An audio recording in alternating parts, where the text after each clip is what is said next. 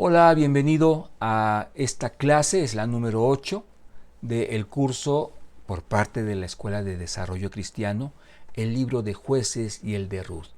Gracias porque nos está acompañando hasta esta instancia, ya es la clase número 8, solo restan 4, es un tiempo muy bonito el que hemos podido disfrutar a lo largo de estas 7 lecciones, esta la número 8.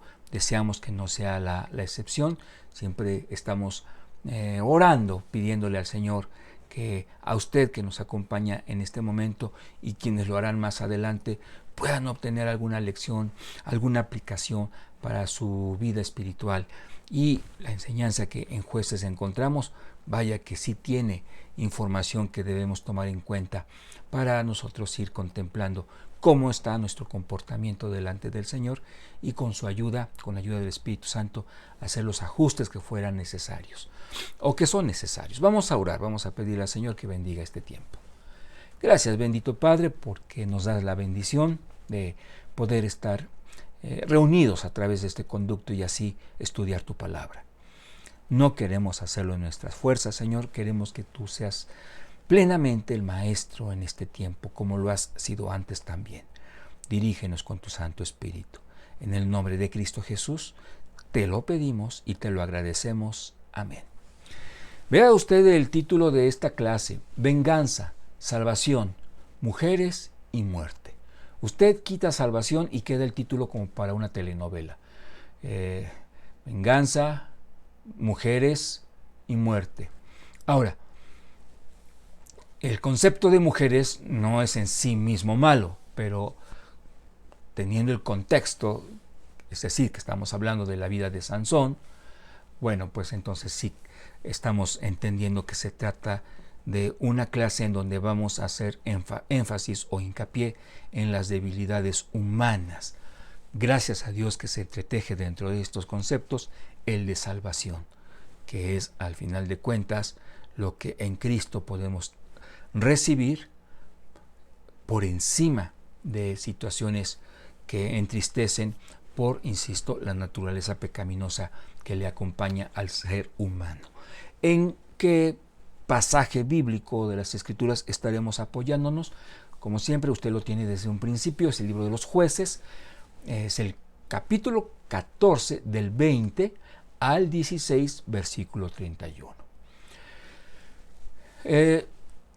Consideremos, ya en la lección anterior estuvimos hablando en su momento de una mujer, Timnat. Ahora ya lo vamos a hacer de una forma más específica. Brevemente, Sansón, nazareo, es decir, asignado por Dios desde antes de nacer para servir al pueblo de Dios, para ser un instrumento poderoso en las manos de Dios y libertar en su momento al pueblo de una opresión enemiga, específicamente los filisteos. Tristemente, y lo decíamos en la clase anterior, este hombre, Sansón, minimiza, menosprecia, desprecia este llamamiento tan hermoso que no pierde de vista, lo tiene siempre presente hasta el último día de su vida, como lo vamos a leer, lo vamos a checar, pero tristemente no sabemos exactamente si como único factor, seguramente que no, el exceso de confianza en ese llamamiento, en esa asignatura que el Señor le da, en ese poder que le da físicamente para poder derrotar a los enemigos, es que Sansón se marea, lo decimos así, ¿verdad?, cuando se pierde la perspectiva y empieza a actuar de una manera triste, vergonzosa, no solamente para con sus padres, sino para con Dios mismo. Y entonces él, teniendo la oportunidad, seguramente que muchas mujercitas israelitas habían puesto sus ojos en él, pese a eso, caprichosamente, casi berrinchudamente podríamos decir, dice: no, a mí me gusta esa filistea. Sus padres, específicamente su papá, le dice: no es correcto esto que estás haciendo, hijo, y Sansón ignora la amonestación de su papá y de todas formas establece: me caso con ella. Y es justo de esto que vamos a hablar ahora en la lección 8. Como se lo anunciamos en la 7, en la anterior, habría para hoy elementos para esta lección 8 en la que podríamos ampliar cómo fue el final, triste por cierto, de este hombre, de Sansón. Entonces, él se fija en esta mujer y vamos a darle el espacio a la palabra de Dios. Dice en el capítulo 15, versículo 1, algún tiempo después, durante la siega, Sansón tomó un cabrito para llevarlo como presente a su prometida, con la intención de consumar el matrimonio con ella. Pero el padre de ella no lo dejó entrar. Bien, aquí nos estábamos adelantando un poco, pero ya estamos más o menos vislumbrando con la palabra del Señor cómo se da lujo de detalle en todo esto que acontece. Sansón, en un estado espiritual de infidelidad para con Dios, su corazón lejos de él, que podíamos aspirar a ello, se fija en esta mujer y vea cómo empieza una, digamos, dirección descendente. Se fija en quien no debe hacerlo, y no hay un titubeo en él. Incluso de una manera muy intencional, él organiza un banquete. De esto también se mencionó la clase pasada, pero vamos a detallarlo. Organiza un banquete en el cual, considerando el contexto filisteo, porque con quien se iba a casar era con una filistea, estamos seguros que iba a haber o que hubo alcohol. Entonces vea, ignora a su padre, organiza un banquete en donde, imagínense cuál va a ser la dinámica, pero este factor, el del alcohol, no solamente es algo, digamos, digno de criticarle, sino genera un impacto extra porque él como nazareo no debió probar nunca una sola gota de alcohol. Incluso recordará que el Señor a su mamá le dice, y no tomes nada de alcohol,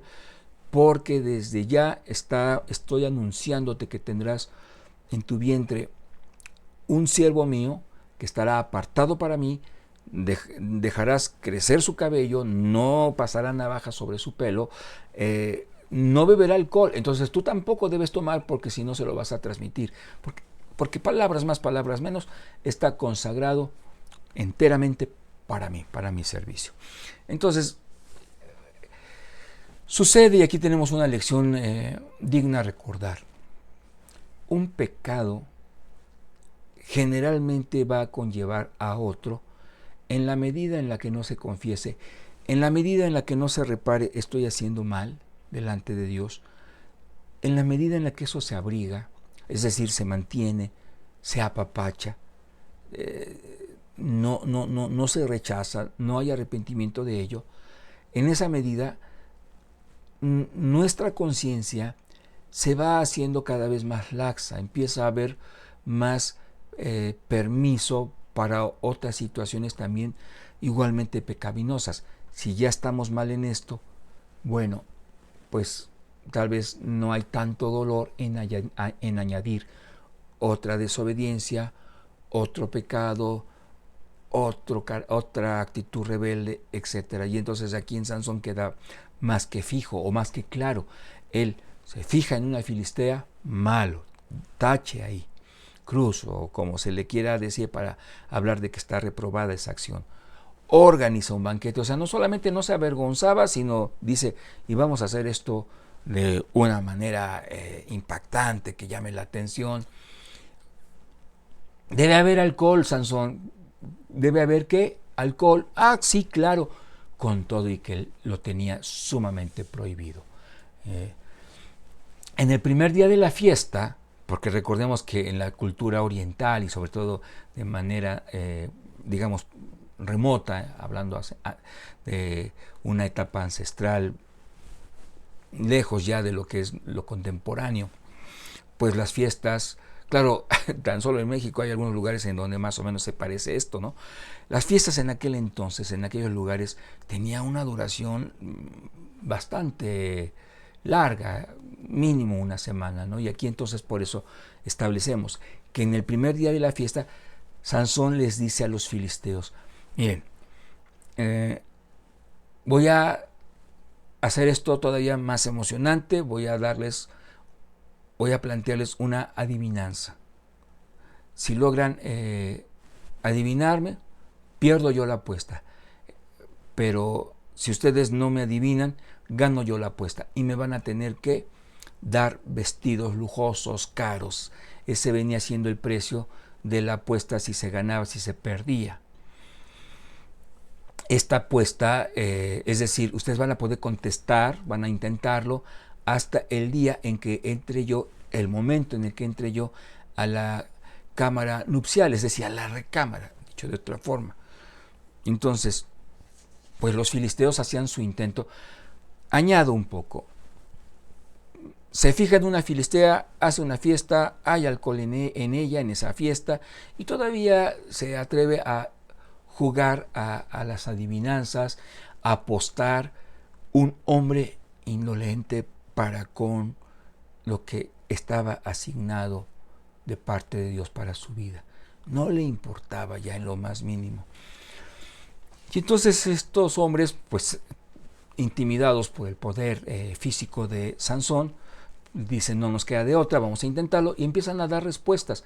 La adivinanza, palabras más, palabras menos, tenía que ver con el hecho de que él había matado a un león, se había dentro de su esqueleto ya muerto, ya pasado el tiempo, desarrollado ahí una colmena, había miel, y Sansón comió de esa miel, tocó al cuerpo, al cadáver muerto, el león, se contaminó, tampoco le importó, y él hablaba de manera pues obviamente velada de este hecho, tratando de que ellos adivinaran de que él era la persona o el sujeto de protagonista de esa adivinanza. Entonces ellos no daban, los filisteos no sabían de qué se trataba, no podían resolverlo. ¿Qué pasa? Que ellos, los filisteos, acuden a Timnat, acuden a la prometida, vamos a decir así, de Sansón. Quiero que en la presentación no haya ningún desfase. Ok, vamos a checarlo más adelante. Y le dicen, necesitamos que te acerques a Sansón y le preguntes en esa intimidad que tienen por ser prometidos, que de quién está hablando. Porque de otra forma nosotros vamos a perder la apuesta y tú no quieres que compatriotas pierdan la apuesta, ¿verdad? En lugar de acudir a Sansón hablando de Timnat, para obtener de él su apoyo, oye, mira, me están presionando mis amigos, mis compatriotas, opta por manipularlo emocionalmente. En el capítulo 14 de los versículos 16 al 17 tenemos este relato. Y note usted lo que aquí podemos distinguir. Esta mujer se acerca a Sansón y lo chantajea y le dice, dime por favor. No, es que si no voy a perder la apuesta de parte de Sansón. Entonces, ¿no te importa el amor que dices que me tienes y me vas a dejar en mal con ellos? Yo quiero demostrarles el nivel de confianza que existe entre nosotros dos. Y entonces, ¿qué pasa? Pues que Sansón efectivamente cede y le dice.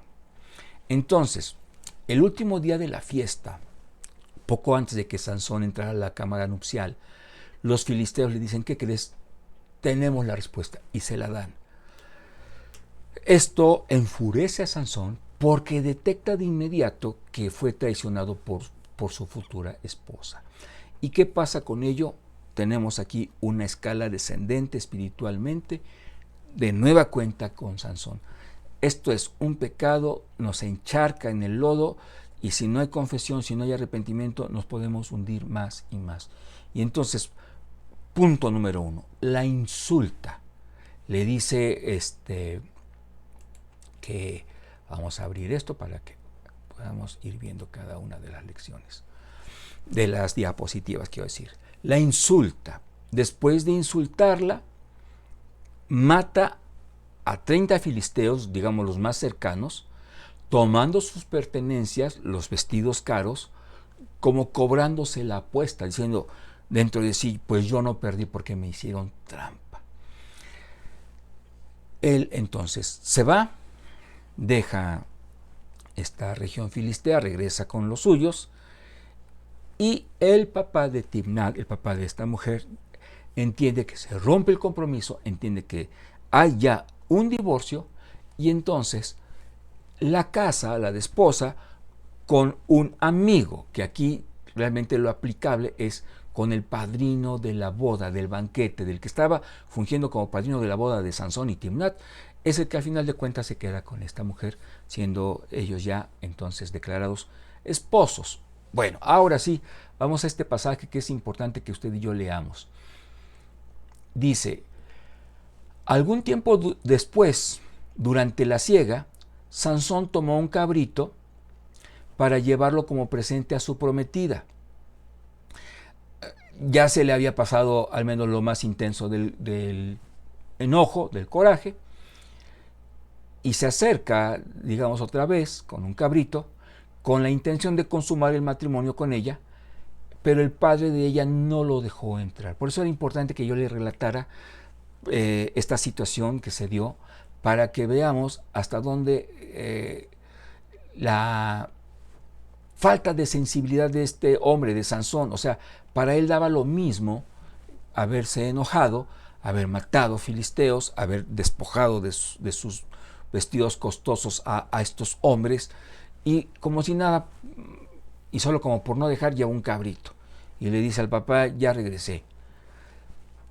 Tenemos la respuesta del papá, que no lo dejó entrar, en el versículo 2. Yo pensé que tú la odiabas. Pues la insultaste y no le dijiste cosas así como que pueden caber en un diccionario. Así que la di en matrimonio a tu amigo, al que escogiste como padrino de la boda. Pero mira, su hermana es más hermosa que ella. Cásate, o sea, saliste ganando. Casi, casi le dice así. Vamos avanzando.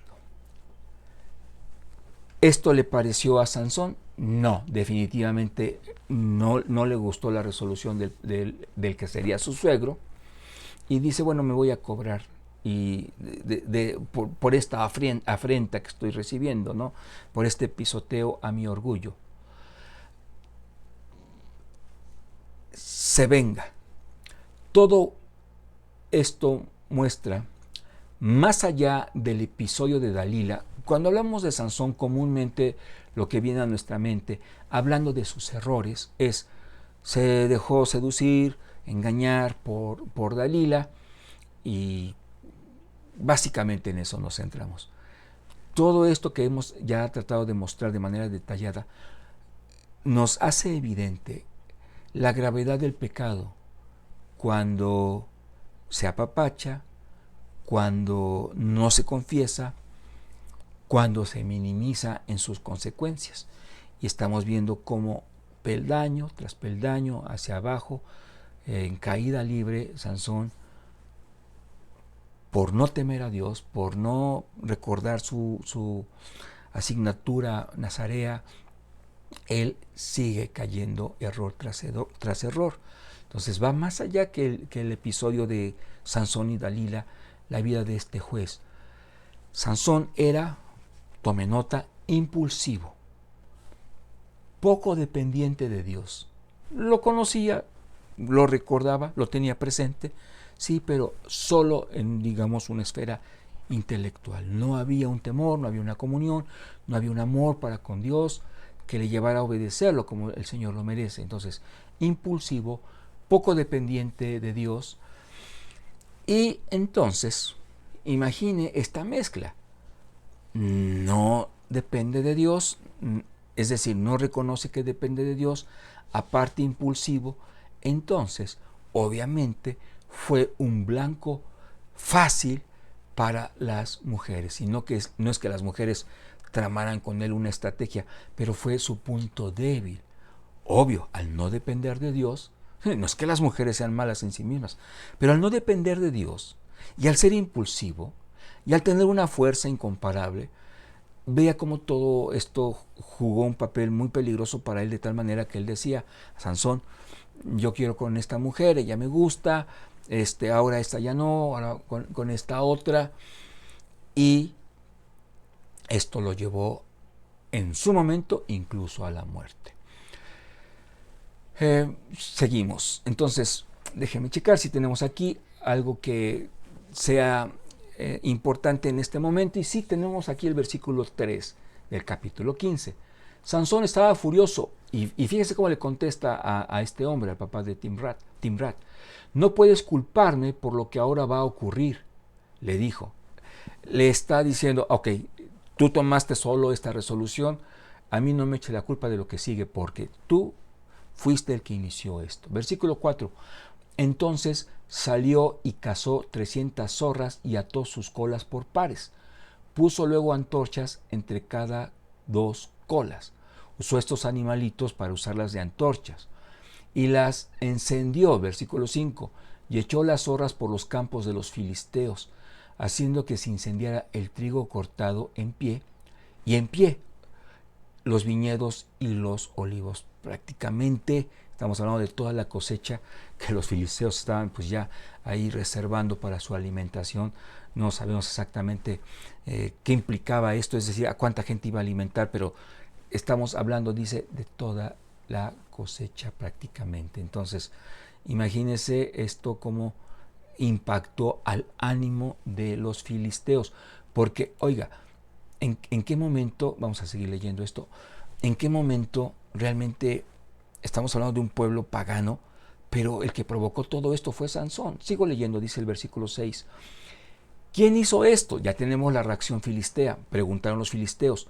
Sansón, fue la respuesta, porque el padre de su prometida hizo que ella se casara con otro hombre. Entonces los filisteos vinieron, tomaron a la muchacha y a su padre y los quemaron vivos. Qué tremendo. Considerando la causa de toda esta desgracia, hay un dicho que establece algo así como: ya no se buscó quién fuera el culpable, sino quién pudiera pagar los daños. Y usted me dirá si realmente esto pagó los daños. Versículo 7. Ahora se hará sentir nuevamente mi venganza, juró Sansón. Sigo leyendo. Permítame, que no se desajuste aquí.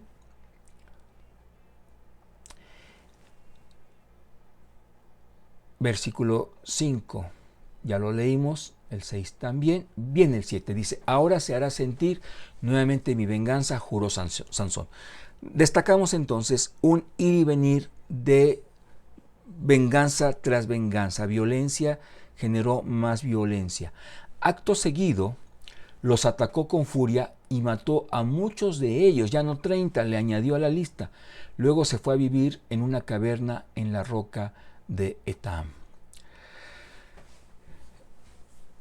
Un esquema de yo te ofendo, tú te vengas, implica una ofensa, yo me vengo, te estoy una vez más atacando. Ese ir y venir solamente se puede romper cuando entra la palabra perdón. Yo te ofendo, sí, pero en lugar de desquitarme, en lugar de vengarme, yo te perdono. Podría suceder que esta persona ofende a la de aquí y la persona se desquita, se venga, y la primera que ofendió dice: bueno, me lo merezco. Pero aquí no estaba sucediendo esto, era una cadena interminable que hubiera podido concluir si hubiera habido sensatez, si hubiera habido cordura, más aún si hubiera habido perdón.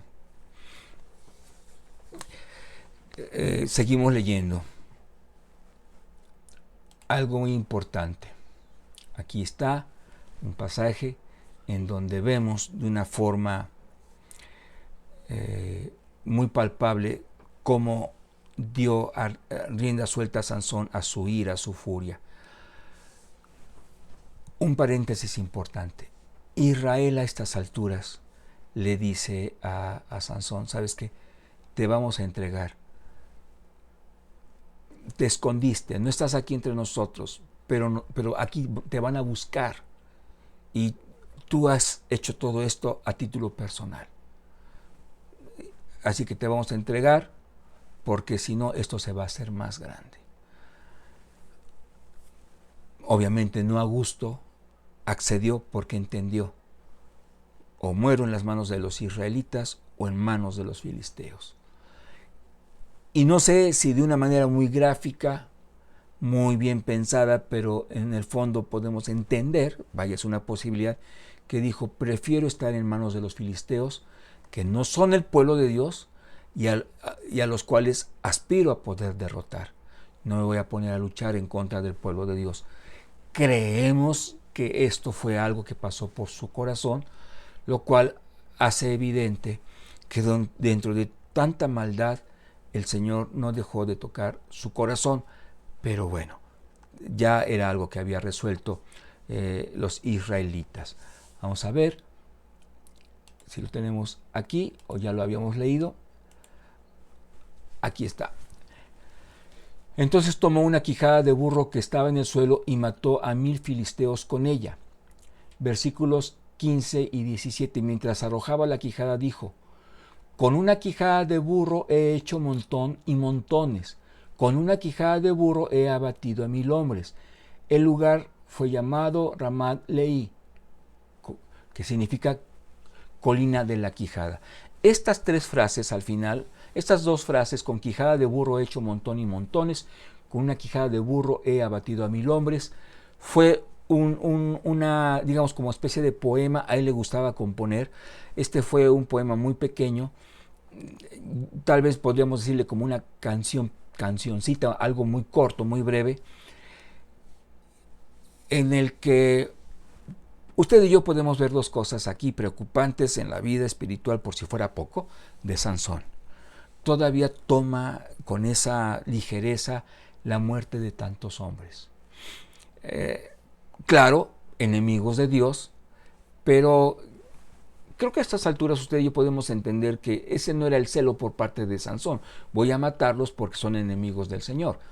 Aunque sí lo eran, sino era más por el tema de lo que le habían hecho a título personal. Entonces, todavía compone por ahí un poema, y peor aún, en el poema usted y yo no podemos encontrar nunca una sola referencia a que esto fue gracias a Dios, que le dio un poder en contra de los enemigos de Israel.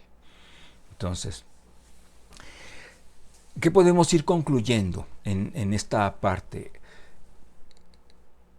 Ni Sansón ni los israelitas estaban percibiendo la fidelidad de Dios. Entendían que estaban mal espiritualmente. Recuerda, bendición, infidelidad, juicio. Ellos entendían que estaban en esa condición muy familiar porque era algo ya común en ellos. Pero a diferencia de otros momentos como este, ellos no clamaron a Dios por libertad. Había un cinismo ya, había ya un conformismo. Ni siquiera respeto para con los filisteos, pero en la forma en la que le dicen a Sansón: sabes que te vamos a entregar con ellos porque, pues, sabes los problemas que de por sí tenemos con ellos, nos abaten, nos dominan, y todavía tú les das pretexto. Estaban ya, digamos, de brazos cruzados. Sansón y el pueblo y Sansón. Con todo, el Señor fue ganando terreno en contra de los filisteos, permitiendo el impulso de Sansón, que fue matando primero a 30, luego tenemos ahí a un número más grande y después más grande, como parte del inicio victorioso de Dios en contra de los filisteos. Pero aquí lo dramático es que ni el pueblo ni Sansón, tal vez mucho menos él, había, digamos, de parte de ellos en su interior esa inquietud: y si le pedimos perdón al Señor para que esto cambie. No hubo tal. Vamos concluyendo. Estamos bien en tiempo. Tenemos aquí ahora ya de entrada la vida de Dalila. capítulo 16, versículos del 4 al 21. Note, se trata de una cita bíblica bastante extensa, por eso es que pues procuramos darle a usted la pauta para que profundice en ello, y nosotros vamos mencionando sobre los acontecimientos más significativos.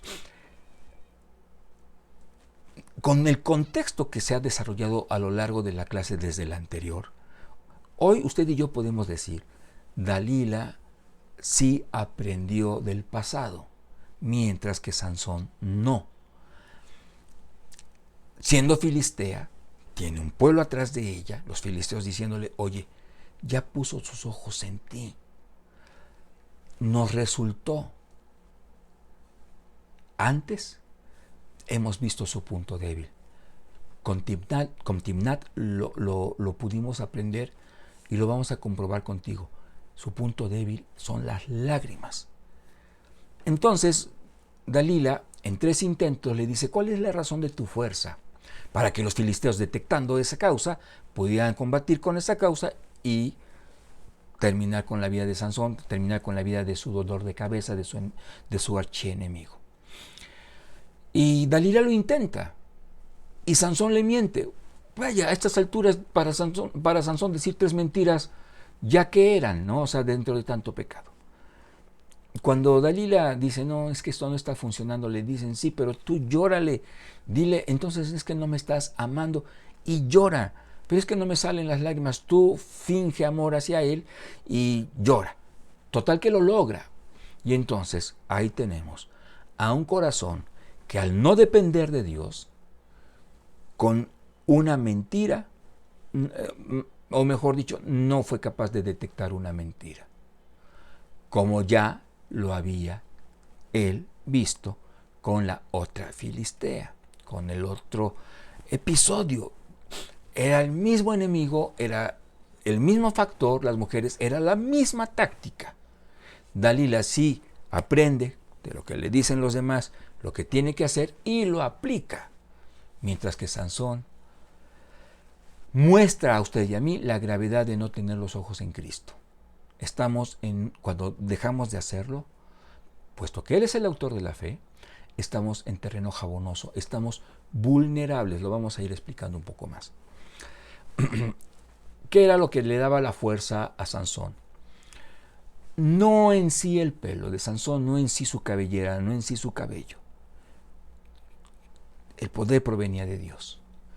Pero estaba representado esto en su cabellera intocable, porque en esa cabellera que nunca fue recortada estaba representándose, este hombre le pertenece a Dios y le sirve a Dios, está consagrado para Dios.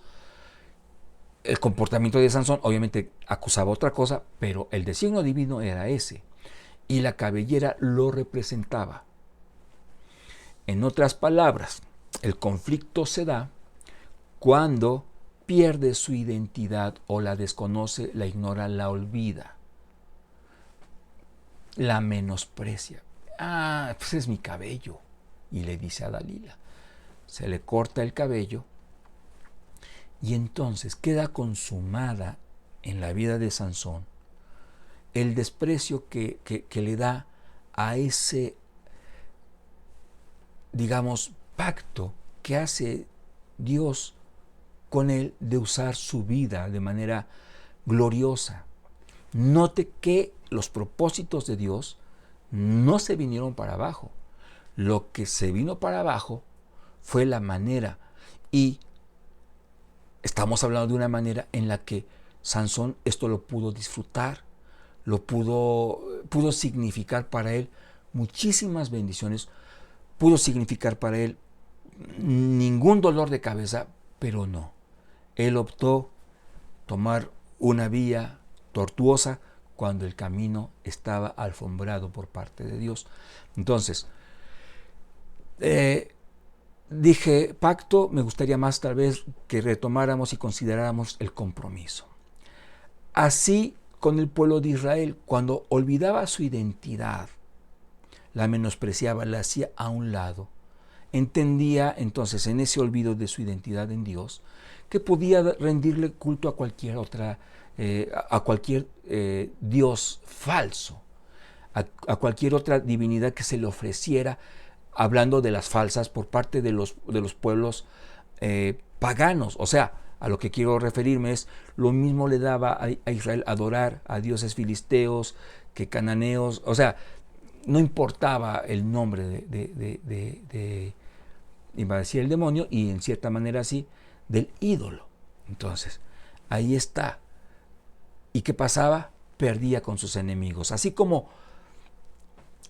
Sansón pierde contra los filisteos, Israel contra cualquier enemigo, en la medida en la que, descuidando su identidad con Dios, que conlleva compromiso, temor santo, obediencia, dependencia, pues entonces se hace lo que quiere, lo que se quiere. Y así concluye, de hecho, el libro de los jueces. Y todos hacían lo que les convenía, lo que creían que era bueno. Entonces, ojo con esto, hermanos, y que ya estamos nosotros aterrizando con la lección número 8.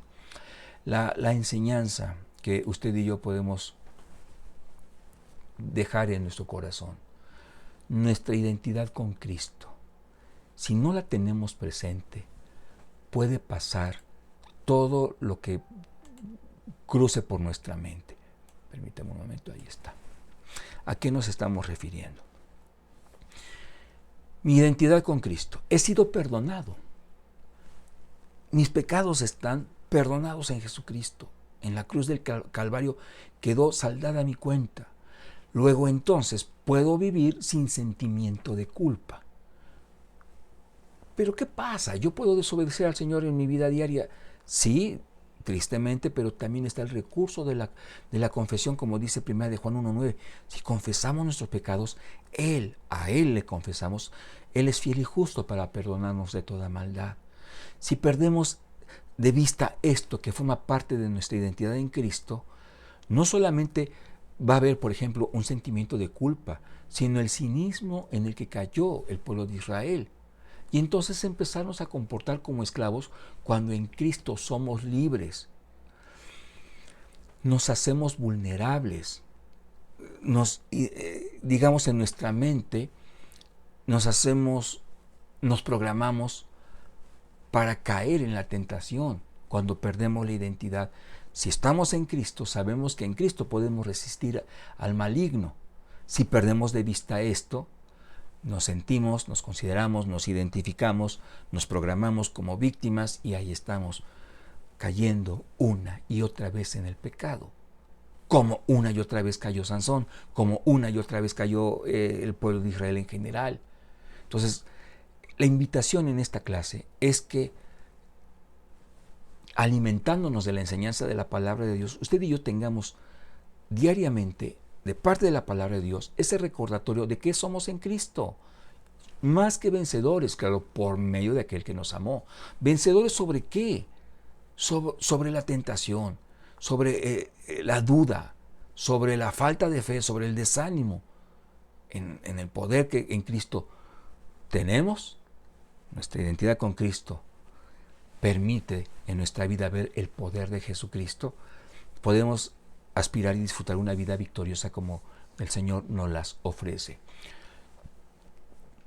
Empezamos a pensar y por ende a vivir como un no creyente.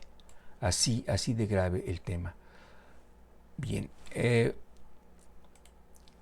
tenemos la conclusión, vamos concluyendo. Adelantamos un poquito antes de la lectura final. Entonces es atrapado por sus enemigos, ya sin pelo, y se le coloca para trabajar una noria, como si se tratara de una bestia, sin ojos. Y esto, créame, que le generó un dolor en el alma incomparable. Y quiero explicarle el por qué lo consideramos, claro, personalmente de esta forma. ¿Cuál era su punto débil más marcado? Y entendemos que eran las mujeres. Sin duda, entendiendo que nunca más podría haber, él sabía que recibió de parte de sus enemigos un sendo castigo que impediría nunca más volver a ver a una mujer lo cual le encantaba. Entonces, imagínense la humillación, el dolor, el pisoteo a su orgullo, tantas cosas, la amargura que empezó a generar en él, pero todo ¿por qué? Por hacer las cosas a su modo y no al de Dios. Tenemos una fiesta al dios Dagón, dios falso. Aquí siempre es nuestro dios verdadero y todos los demás son falsos. Dios de los filisteos, por ende es un dios con D minúscula. Los filisteos decían, gracias a Dagón hemos vencido por fin a nuestro dolor de cabeza, a Sansón. Vamos a hacer una fiesta en su honor. Y los 5 gobernantes filisteos se reúnen.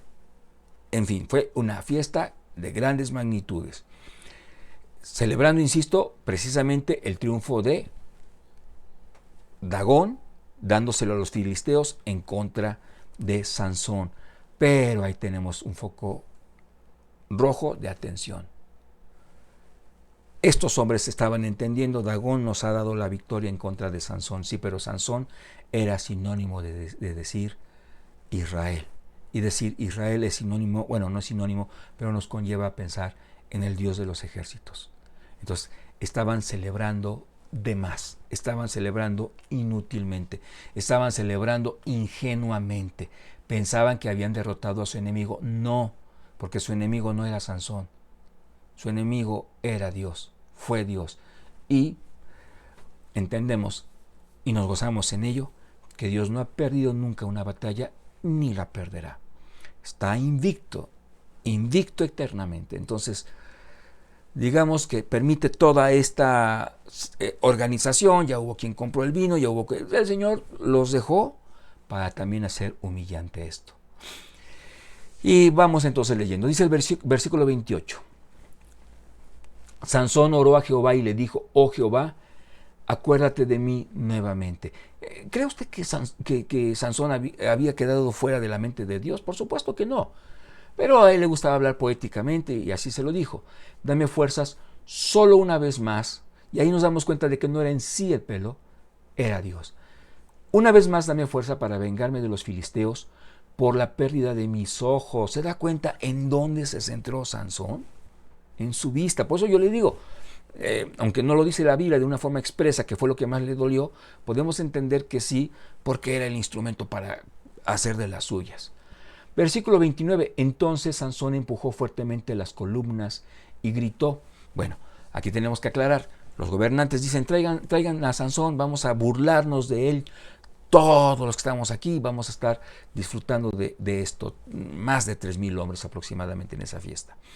Algunos comentaristas bíblicos hablan de que había gente incluso en la parte alta de este lugar y por ende estaba, pero sin mandado a hacer para que solamente Sansón con un empujón derribara todo esto. Haya sido como haya sido, el Señor tenía la estrategia perfectamente trazada. Entonces traen a Sansón con la ayuda de un joven que lo va encaminando. Y es importante entender que Sansón iba palpando, una, porque no veía y otra porque ya estaba débil. Recordemos, lo deshidrataron, en fin, lo trataron como un animalito, peor que eso. Entonces él se va ubicando, va encontrando y va detectando, esas son las columnas. Le pedí algo a Dios, dice el versículo 29. Entonces Sansón empujó fuertemente las columnas y gritó, muera yo, junto con los filisteos. Y el templo se derrumbó sobre los jefes de los filisteos y sobre todo el pueblo. Y los que él mató en el momento de morir fueron más de los que había matado en toda su vida. Nuestro Señor cumple lo que se ha trazado. Va a cumplir lo que se ha trazado con usted y conmigo, mi hermano. ¿Esto qué genera en usted? Gratitud, gozo, qué bueno, en mí también. Pero también debe generar un elemento al cual no debemos malentenderlo. Ocupación. Estoy en una situación espiritual de sensibilidad, temerosa, para ir entendiendo esta voluntad del Señor y ajustarme a ella, o estoy trazando un plan en lo personal que espero que Dios apruebe, firme y selle. para tener garantizada yo la victoria sobre lo que me he trazado. No va a ser así. Va a ser a la manera de Dios. Nuestro anhelo que sea entonces que el proceso sea lo menos doliente. Y lo será. Obedecer al Señor no es fácil, pero que al menos nos ahorremos todo lo que por nuestra impulsividad, o nuestro carácter impulsivo, mejor dicho, pudiera, todos esos estragos que se pudieran generar por esto. Ahí está nuestra recomendación. Hermanos, muchísimas gracias por el tiempo que ha brindado a esta clase. Le esperamos con mucho gusto para la lección número 9, en donde ya estamos entrando más de lleno al libro de Ruth. Vamos a orar y concluimos. Padre bendito, muchísimas gracias por tu guía en estas clases, tu enseñanza, preciosa enseñanza para nuestra vida. Que la tomemos con seriedad, Señor, justamente tus enseñanzas, tu palabra. No en balde, Señor, permites que haya ejemplos de siervos tuyos que pecaron, que desobedecieron, para que mirándonos nosotros en eso que ellos vivieron por darte la espalda, temamos, Señor, hacerlo de esa forma. Y seamos dóciles a tu voluntad, seamos humildes a tu designio. Te pedimos esto, te agradecemos todo esto, en el nombre de Cristo Jesús. Amén. Muchas gracias una vez más. Hasta pronto, hermanos. Dios le bendiga.